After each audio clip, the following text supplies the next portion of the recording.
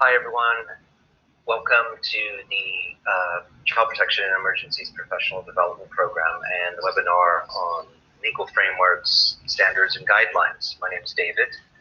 I'm the Asia Regional Humanitarian Child Protection Senior Advisor with Save the Children, and I'll be taking you through the webinar today.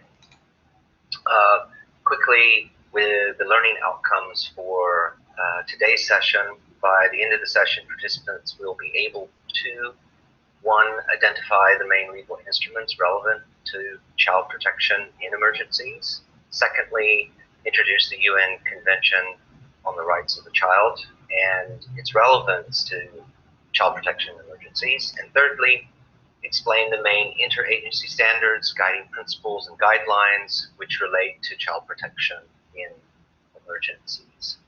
For our outline, the presentation is divided into three main sections. The first section, or the first part, we're going to talk about the legal framework regarding child protection in emergencies. The second part, we're going to look and provide an overview of the UN Convention on the Rights of the Child, in particular as related to child protection in emergencies. And thirdly, we will discuss the key interagency standards, guiding principles, and other guidelines. And importantly, in that will be the child protection minimum standards. So let's move to part one, the legal framework to child protection in emergencies. So our main legal instruments, as you see there on the slide, which apply to children in emergencies, include international human rights law, international humanitarian law, international refugee law, the UN Security Council resolutions, and including in that some regional and national instruments. So international treaties as well are important because they set standards. So when a state ratifies a treaty, the government of the state promises to the international community that it will conduct itself according to the standards in the treaty. Just briefly on, we'll come across a couple of terms in the webinar: binding and non-binding legal instruments. And as you can see there on the screen, just a little bit of a distinction between the two. So treaties such as conventions or covenants are formal legal texts to which states become parties. They are considered as hard law because they create legal binding obligations. However, only conventions that a government has ratified are legally binding. When you work in a specific humanitarian context or emergency, it's important to know which conventions each government has ratified, as only those conventions will be legally binding on the country where you are operating or where your organization is operating. Other instruments, such as declarations, principles, or rules, are non-binding on states and are often referred to as soft law. These provisions set out are often more detailed than those found in treaties, and they can therefore complement the so-called hard law.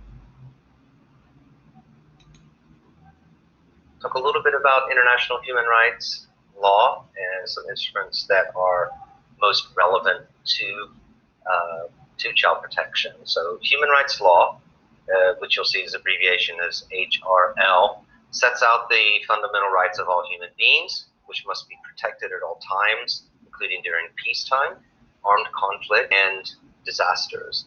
Human rights law is monitored by courts and treaty bodies. The instruments most relevant to child protection include the things on the screen there.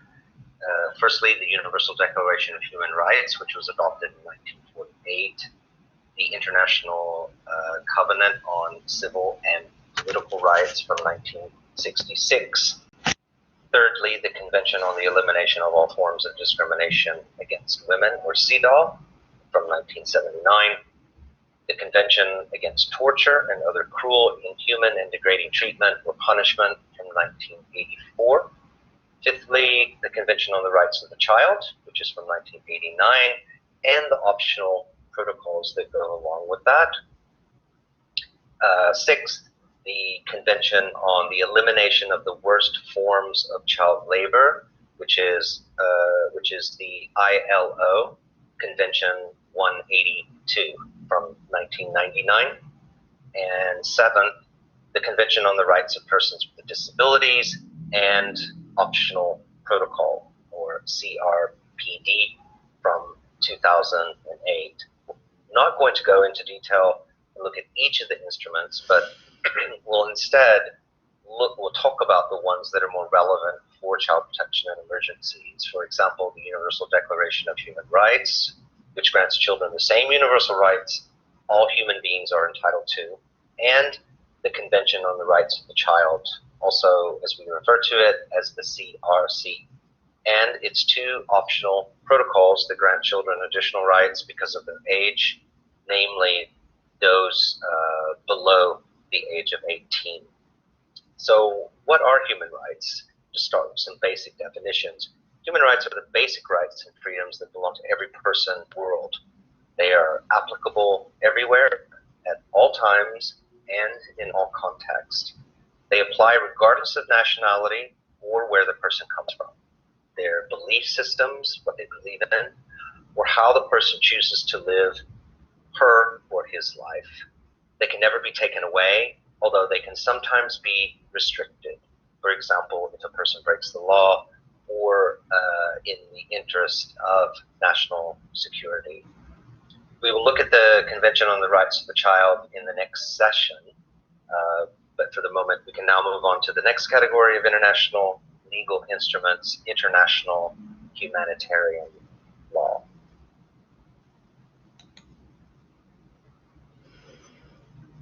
Okay.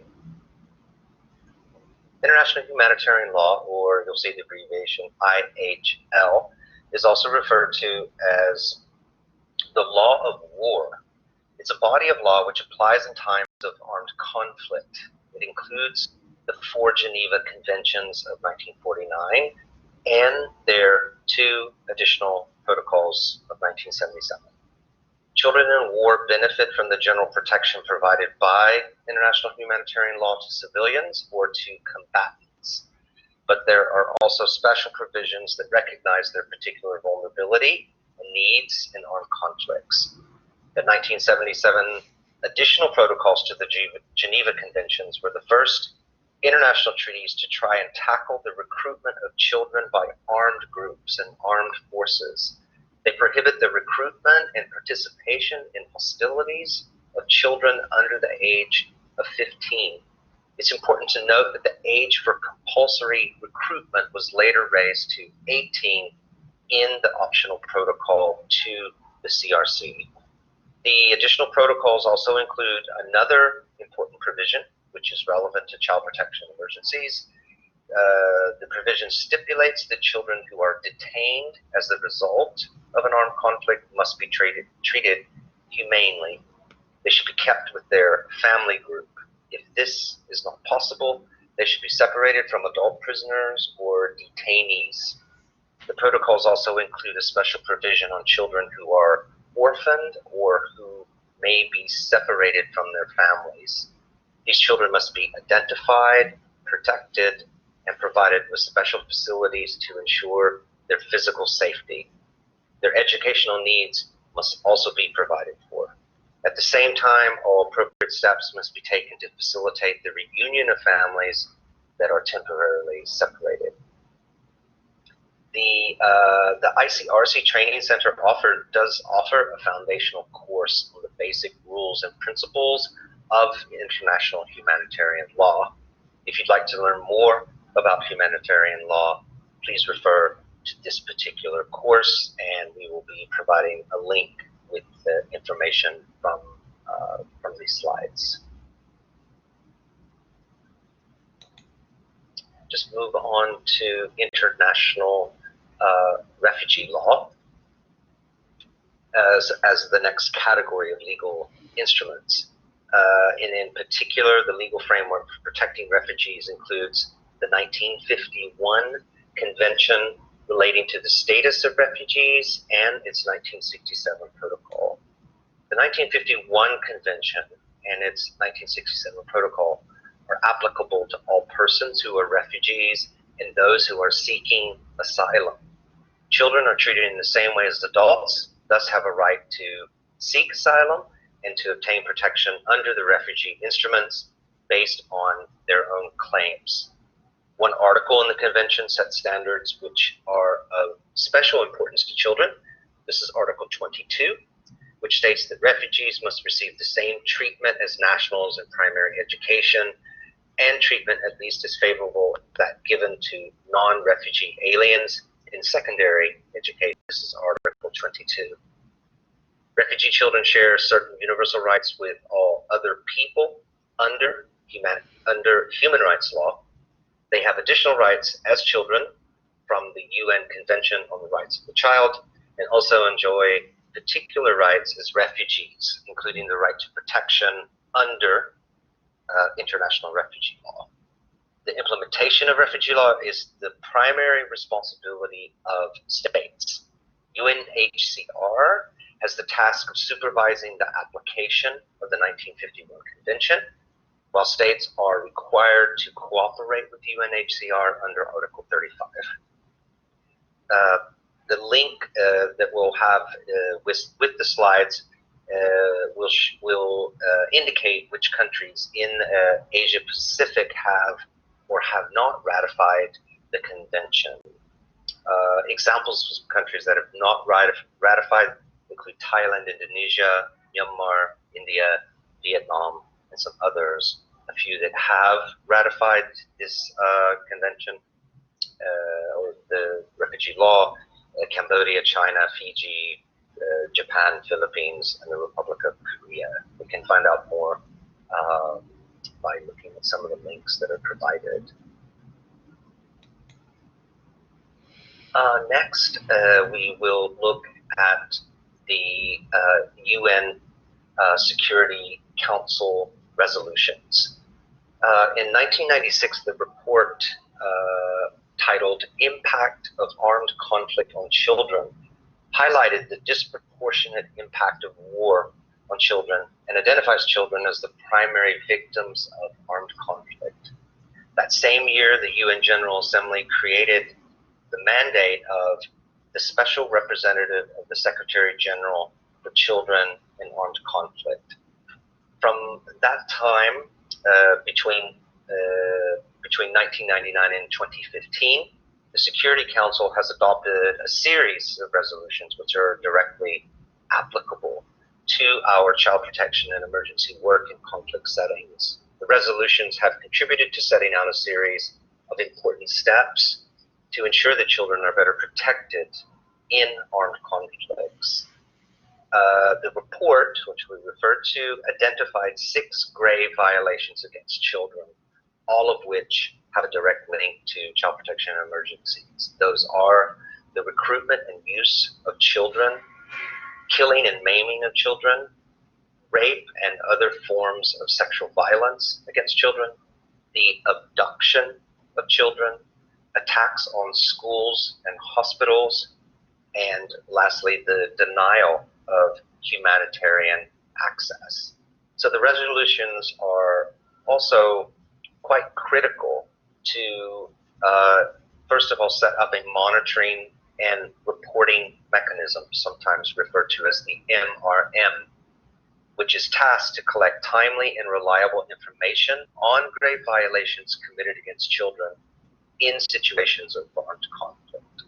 Secondly, they ensured that this information was included in the Secretary General's annual report to the Security Council, including names of parties who commit grave violations, a so-called naming and shaming document.